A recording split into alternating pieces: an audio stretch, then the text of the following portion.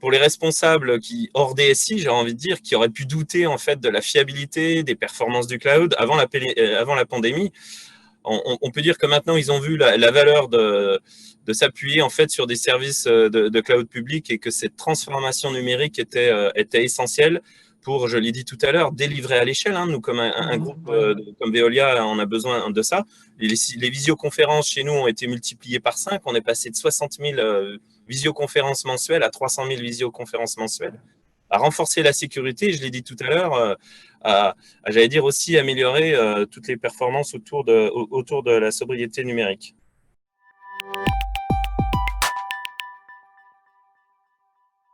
Ce qui est intéressant, c'est plutôt de diversifier en fait les usages des cloud providers.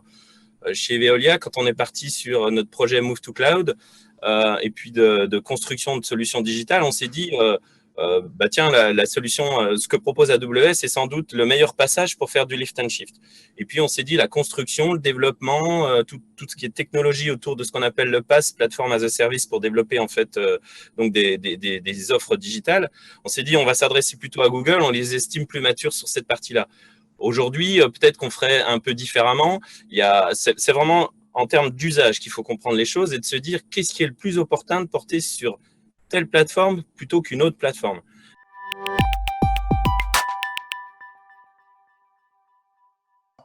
Bah, on avait vraiment construit notre réseau MPLS en étoile comme beaucoup, hein, avec le cœur de réseau qui était notre data center. Donc partir effectivement au cloud venait nous dire qu'on devait externaliser un certain nombre de choses. Déjà, notre première crainte était la migration, comment c'était possible. Donc là-dessus, l'offre HCX nous a vraiment réconforté sur ces sujets-là.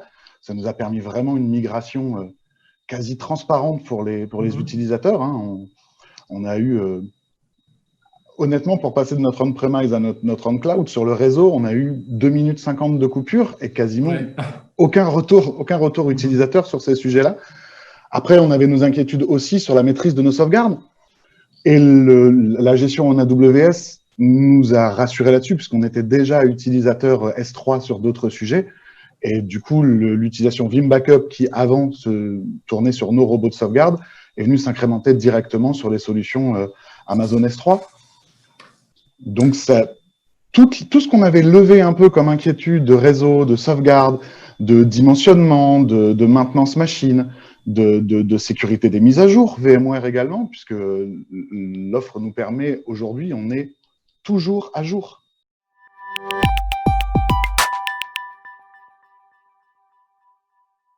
Pour nous, en fait, c'est vraiment le cloud nous a permis une élasticité qui n'était pas de mise avant sur le on-premise. Ça nous permet simplement, par exemple, de faire passer tous nos administratifs sièges qui sont passés en télétravail, qui étaient avant sur des postes fixes, des clients lourds, de pouvoir les passer sur des outils de bureau à distance. Ça nous a permis d'être certain que nos bases VMware aujourd'hui, puisqu'on avait quand on était solo on-premise, on avait un certain nombre de serveurs, dont certains dataient un peu, et sur lesquels on ne pouvait pas forcément faire les mises à jour VMware. Aujourd'hui, on sait que notre couche VMware, au point de vue sécurité, est forcément bonne. Elle est assurée par les ingénieurs VMware. Donc déjà, nous, on n'avait pas ce souci-là. On n'a pas le souci de l'infrastructure matérielle. Parce que pendant le confinement, on-premise, un serveur qui tombe sur le cloud, il faut, voilà, on n'a pas le sujet. Sur le on-premise, il faut y aller, il faut bouger. Donc c'était un peu une vraie sérénité héritée.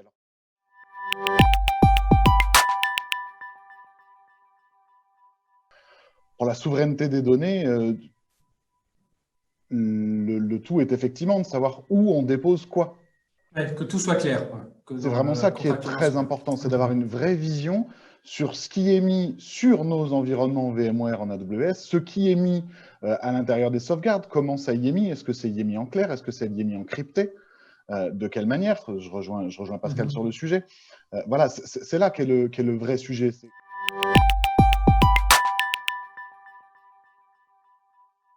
La volonté finalement de trouver des solutions qui accélèrent la transformation, que ce soit avec des offres comme VMware en AWS, qui vous permettait finalement de faire une transformation limitée, mais une migration très rapide avec peu d'impact utilisateur.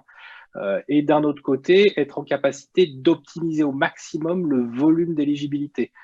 Pascal l'a bien précisé, aujourd'hui, ils n'ont plus de data center, ça leur a permis d'avoir un échelle économique, d'économie assez important, de passer à j'ai migré quelques applications dans le cloud et finalement je commence à avoir des gains sur un périmètre de mon application, de ma DSI, sur j'ai migré l'intégralité d'un data center que je suis en capacité de fermer.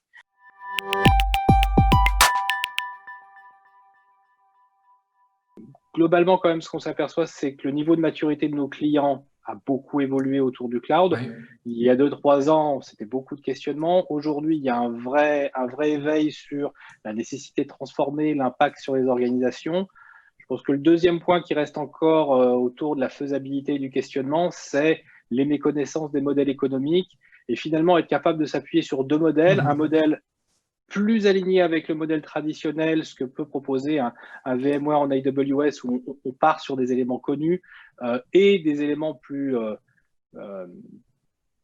innovants ou plus différenciants avec des catalogues étendus comme à l'AWS. Mixer les deux, finalement, c'est une façon de se rassurer et d'accélérer ces éléments de migration. Donc, c'est un petit peu la tendance du moment.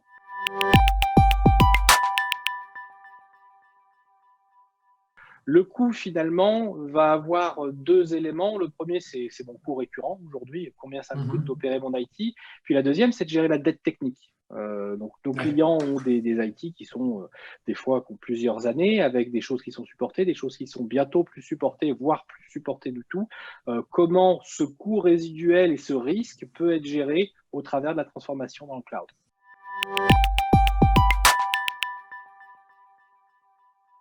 Celles qui, je pense, avaient déjà entrepris, ça a été évoqué, le travail de modernisation de leur data center et qui l'ont rendu aussi agile qu'un cloud public et qui avait inclus, ça a été évoqué aussi, le cloud hybride comme stratégique, à savoir la capacité de rapidement étendre les capacités qu'ils peuvent avoir on-prem. Il faut savoir qu'aujourd'hui, alors notamment par les outils VMware, mais sur le marché, on est capable d'atteindre le même niveau d'automatisation, d'APIisation, de sécurité sur un cloud privé que sur des clouds publics. Et on l'a évoqué quelques fois aussi avec nos témoins.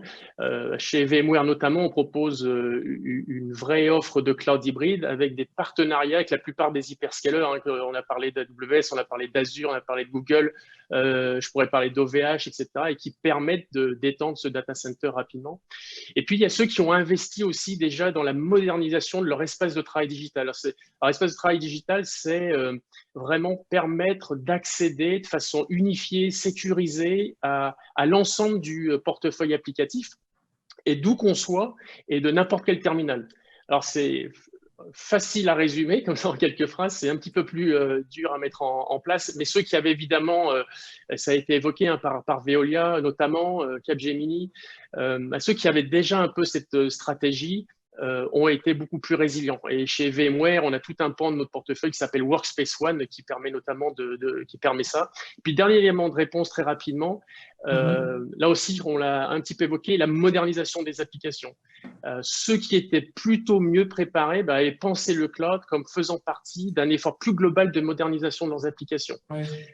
Et ça permet d'accélérer la mise à disposition, la portabilité, ça a été évoqué, la scalabilité. En fait, le cloud, c'est pas si je schématise, c'est pas juste d'empiler du hardware à la demande, c'est aussi un problème logiciel et de containerisation des workloads. Voilà, c'est un peu et ça reprend quelques éléments, mais je dirais un peu les éléments de réponse qu'on pourrait apporter.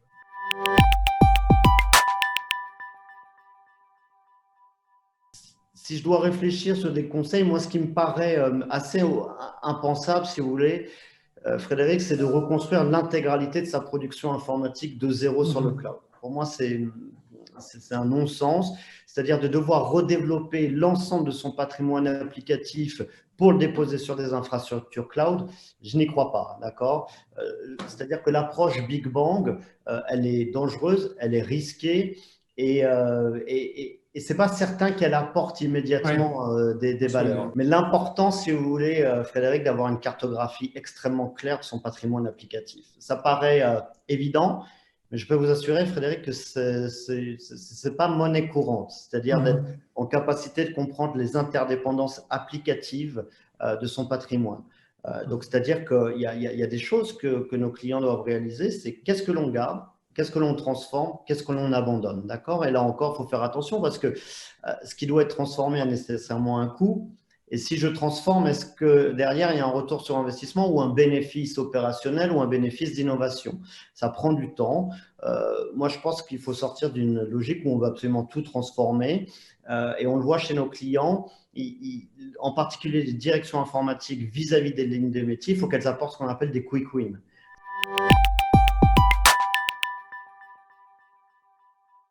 Vous savez, à peu près 80% des charges de travail informatique qui se trouvent dans les data centers de nos clients reposent sur des technologies de virtualisation VMware. C'est pour ça qu'on a aujourd'hui amené et certifié ces technologies-là chez les grands cloud providers. Ça permet en fait à nos clients quoi? De capitaliser sur leur expertise, sur les connaissances qu'ils ont du monde VMware, puisque 80% de leur charge de travail repose là-dessus. Et ça permet aussi de migrer sans contrainte. La cible est équivalente à la source, sauf qu'elle se trouve dans un monde cloud, si vous voulez.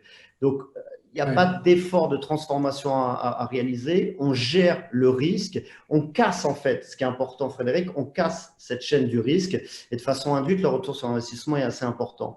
Et donc, dans ce contexte, on apporte un élément qui est fondamental et qui est important à mes yeux, c'est la continuité de la production informatique, que les charges de travail se trouvent à la fois dans le data center ou dans le cloud. C'est-à-dire comment on apporte une hybridation, une respirabilité, une innovation en fait à son outil de production informatique. Et donc, pour finir là-dessus, c'est dans ce contexte-là, si vous voulez, que puisque la source est virtualisée sur VMware, la cible est virtualisée aussi sur VMware, et là, en l'occurrence sur VMware Cloud en AWS, la notion de réversibilité est importante. C'est-à-dire que je peux déplacer mes charges de travail sur le cloud ou les ramener chez moi ou sur des cloud providers différents. Et donc ça, c'est extrêmement important. On dérisque, on accélère et on est capable d'apporter la réversibilité. Donc voilà.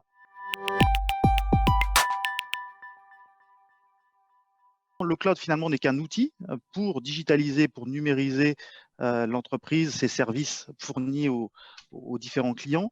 Et c'est extrêmement important de le prendre comme un outil. Il y en a d'autres. Quand on joue au golf, on a plusieurs fers, plusieurs bois. Quand on fait du bricolage, on a des tournevis et des marteaux et plein d'autres choses. Et cette idée-là, c'est comment je peux utiliser le bon outil au bon moment, être en capacité de changer d'outil si j'en ai envie, donc la partie réversibilité ou souscrire à des offres qui sont plus intéressantes pour moi. C'est vraiment ce qui est mis en valeur aujourd'hui. Quelles sont les valeurs finalement qui sont réalisées, qu'il ce soit dans un cloud public, dans un cloud privé, nous on les voit autour de 4 aspects principaux. Le premier, c'est le time to market. Donc comment je suis le plus rapide à utiliser de la nouvelle technologie, à déployer.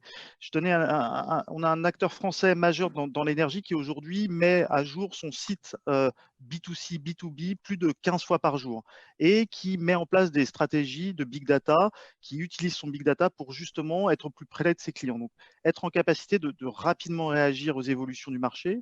La deuxième partie, c'est la cybersécurité. Qu'est-ce que va apporter un environnement cloud qui est mieux managé, mieux géré? C'est globalement être en capacité de réagir. On ne se pose plus la question de est-ce qu'on va être attaqué, mais quand on va être attaqué, qu'est-ce qu'on va faire? Donc, c'est aussi un des grands points forts. Le troisième point, c'est être préparé au futur. Donc, comme on l'a vu au travers des témoignages, personne ne s'attendait à cette crise-là. Force est de constater qu'elle arrivait de façon extrêmement rapide. Donc, c'est se préparer au futur. Et utiliser des technologies cloud, ça permet notamment à un grand acteur du service public en France. Donc, on dit toujours que le service public a du mal à se digitaliser, mais ce n'est pas vrai. Il y a des grandes organisations qui font beaucoup de choses. Et ils ont adopté rapidement, en quelques semaines, un modèle DevOps avec des conteneurs, avec du Kubernetes, plein de nouvelles technologies, parce qu'ils sont mis vraiment dans un modèle d'innovation et donc ils sont préparés au futur. Et le dernier point, et qui est pour moi en tout cas le plus important, c'est la rétention et l'acquisition de talents, parce que l'informatique, ça se fait avec des personnes qui permettent d'évoluer extrêmement rapidement. Et c'est difficile pour beaucoup de nos entreprises. Ils sont en compétition avec Google, avec AWS, avec Facebook et autres, de garder ces gens qui sont les personnes qui vont faire évoluer, qui vont dynamiser leurs services informatiques. Et si on se cantonne à utiliser des technologies qui ont 20 ans d'âge, ces personnes-là vont pas trouver leur bonheur et vont partir ailleurs. Et donc, il faut aussi savoir motiver ces équipes pour retenir ces talents, leur permettre d'évoluer et vraiment travailler au mieux au bénéfice de l'entreprise.